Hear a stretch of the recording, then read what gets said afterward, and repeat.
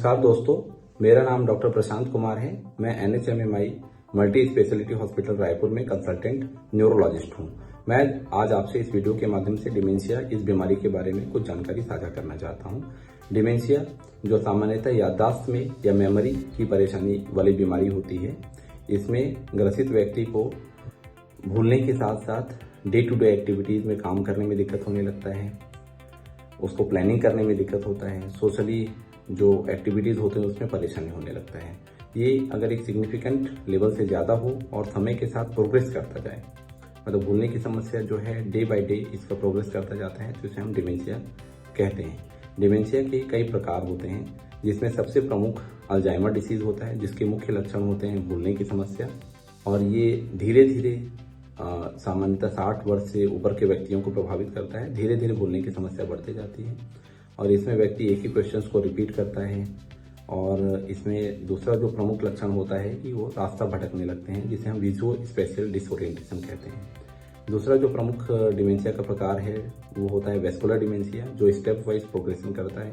इसमें ब्रेन की कोशिकाओं में किसी वेस्कुलर इंसल्ट की वजह से, बार बार लकवा होने की वजह से, खून बह जाने की वजह से या ब्रेन में क्लॉटिंग होने की वजह से वेस्कुलर डिमेंशिया होता है। तीसरा जो प्रमुख प्रकार होता है उसे हम डिमेंशिया विद लेवी बॉडी कहते हैं, जिसमें प्रमुख लक्षण विजुअल हेलुसिनेशंस होते हैं। इसके अलावा पार्किंसोनिज्म के लक्षण होते हैं और इसमें कॉग्निटिव फ्लक्चुएशंस काफ़ी ज़्यादा होता है। चौथा प्रकार जो होता है वो है डिमेंशिया फ्रंटोटेम्पोरल डिमेंशिया, जिसमें बिहेवियरल इश्यूज बहुत ज़्यादा होते हैं। पेशेंट जो होता है इसमें सोशली बहुत ही ऑकवर्ड बिहेव करता है, इसमें डिसइनहिबिशन होता है, तो ये फ्रंटोटेम्पोरल डिमेंशिया होता है। अगर किसी व्यक्ति को इस तरह के लक्षण हो, तो खासतौर पे बुजुर्ग व्यक्तियों में जो धीरे धीरे प्रोग्रेस कर रहा है और उनको डे टू डे एक्टिविटीज में परेशानी आने लगती है, तो इसके लिए आपको अपने फिजिशियन या न्यूरो फिजिशियन से मिलना चाहिए। अब इसमें क्या जांच करते हैं जिससे हमें पता चलता है या कंफर्म होता है कि डिमेंशिया की परेशानी है। इसमें मुख्य रूप से कुछ क्लिनिकल एग्जामिनेशन होता है, मरीज का कुछ बैटरीज अप्लाई किया जाता है, जिसमें MMSE एग्जामिनेशन बहुत इंपॉर्टेंट होता है, और इससे हम कितने मैग्नीट्यूड में डिमेंशिया की समस्या है इसको डिसाइड कर पाते हैं। इसके अलावा डिमेंशिया में जो मुख्य इन्वेस्टिगेशंस होता है उसमें MRI ब्रेन, CT स्कैन, ये इंपॉर्टेंट होते हैं। कुछ ब्लड इन्वेस्टिगेशंस होते हैं जिससे हम भूलने की बीमारी का कोई सेकेंडरी कॉज तो नहीं है वो डिसाइड कर पाते हैं।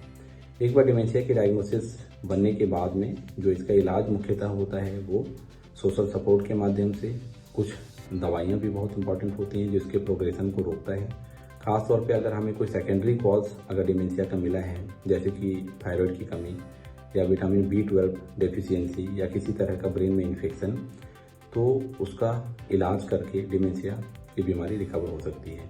परंतु जितने भी प्राइमरी डिमेंशियाज हैं, जैसे मैंने बताया अल्जाइमर डिसीज या फ्रंटोटेम्पोरल डिमेंशिया, वेस्कुलर डिमेंशिया, तो इसका इलाज लार्जली सपोर्टिव होता है और कुछ दवाइयाँ इसके प्रोग्रेशन को रोकती हैं। तो ये जो मैंने डिमेंशिया के बारे में आपको जानकारी दिया है, ये आप ध्यान रखें। अगर कोई मरीज इससे ग्रसित होता है या परेशानी आपके पड़ोस में या फिर आपके परिजनों को होता है, तो आपको अपने न्यूरो फिजिशियन से कंसल्ट करना चाहिए। धन्यवाद।